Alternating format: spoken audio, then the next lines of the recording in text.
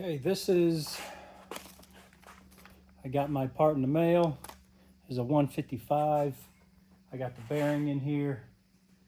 When I put that spacer in, I put the piston on top of there. I have 145 thou gap between the piston and that first steel, all right, in between the steel friction stack. So that'll give me, since I have 10 frictions in here, that'll give me, 14 thou per friction. So when that pack is unapplying, this pack is starting to apply after that 140 thou. So that's all set up. That's basically it. I was waiting for this in the mail. It's here. So I'm gonna slam this on, put some assembly gel on it.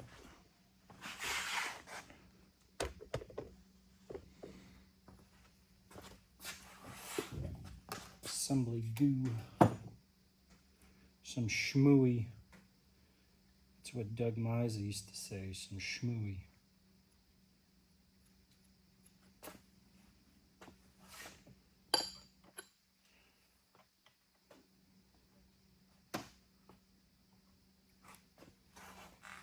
And that's basically it. It's pretty simple stuff. And if you do it the book method, indirect, however you want to call it, it automatically compensates for how many frictions you have. So you can do it the direct method or indirect. It's up to you. Of course, the direct method is just trying different thickness washers.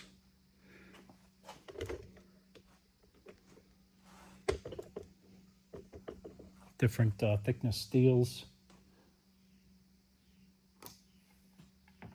Shims, there's all kinds. Got a 1, I got a 125, I got a 185, I got these 10 thous, I got 15 thous. So that's basically done. So that's what I got. Got 10 frictions this time. Or I didn't change the stack up in there. It's always been 10 frictions, okay? I do have the case saver in there. This pack, I'm doing 6 in here, and I'm going to try for the forward, I have 4, okay? And I'm running a higher pressure. Now, before I had 5 in there, and the 5 worked great. And I thought about lowering the pressure. But I want to see what 4 GPZs can handle. And I'm pretty sure 4 GPZs can handle about 800 horsepower with enough pressure. So with that being said, I put 4 in here. I got 170 valve body pressure. And that's Cope Racing valve body, manual reverse. I'll be putting this together and seeing how she goes. I have a hard band in here. That's why this is tight. I take those hard bands and I actually spread them. So it'll help with releasing that band. And this is set up in between diesel, in between gas. I think it's like 2.5 or possibly even 3, maybe. I know it's in between diesel and the 48 RE and the 46 RE. So this is a 46 RE. It's basically built like a 48, except for I don't have the double wrap band. It only has a single wrap band. That is a Kevlar band in there. So with that being said, I'm going to slam this on there, and this transmission will be ready for install in the Durango. And I just have to, yeah, that's another project. And then I'll be getting the camshaft pretty soon for this. That'll be going together, and that'll be slammed into the Durango. And hopefully in time for No Name Nationals. If I don't make it to No Name Nationals, I'll probably just take the Dakota up there, which is just a stock V8 Dakota, so kind of is what it is. The stall converter for this round, I had a 28 in there, 25, 28. It would stall around 27. So this go around, I have a 3500 stall, and it's a triple disc. I have a triple disc converter for this. Again, 46RE. So there is enough room in between the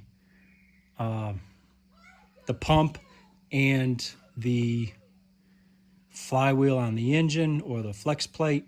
There's enough room in that torque converter. Of course, you don't have to use a 46RE torque converter. You just need a torque converter housing that fits in a 46RE. So with that being said, if someone tells you there's not enough room for a torque converter and 3 frictions or 3 friction surfaces in a torque converter, they're full of shit, or they don't know what they're talking about, or they don't actually build converters. So without further ado, I'm going to be putting this on that and bolting it together. Loctite, putting the pan on, cleaning it up. Of course, that's what happened last time, because the guy who built my torque converter before was an idiot, and he told me he had billet pieces in there. He lied to me. They weren't billet, they were just cast. Of course, the stator blew apart, broke my stator pump, and that's kind of where I'm at.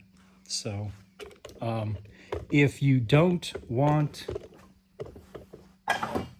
this to happen, okay, don't buy a torque converter from Chicago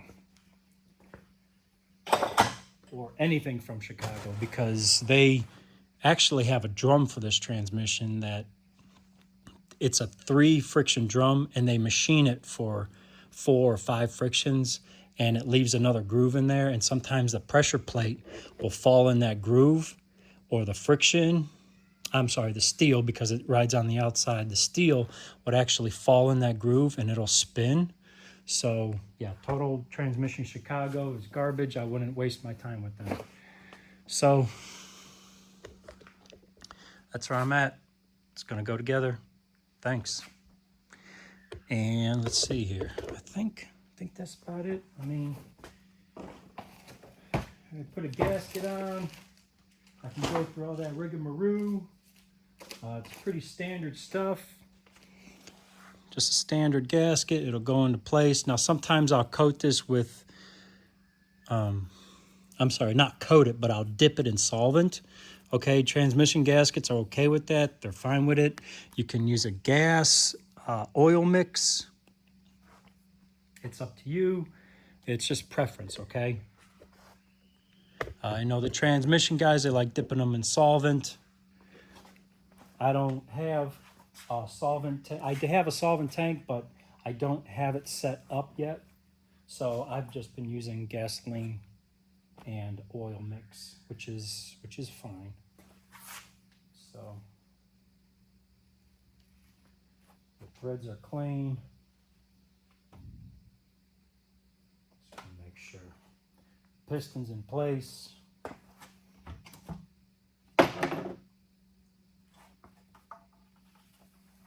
Oh no, you ruined the gasket. You dipped it. No. Okay, standard stuff. Okay, you dip it, stick it, you tighten it.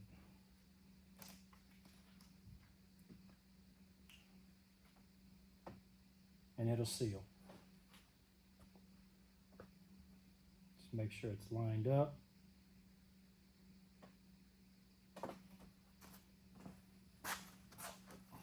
I've got to clean out the pan. That's a big mess.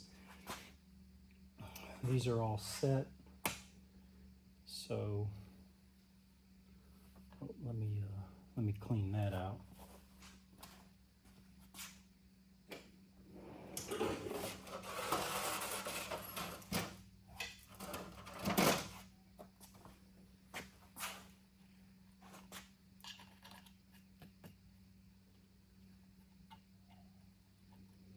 Got the old sealer.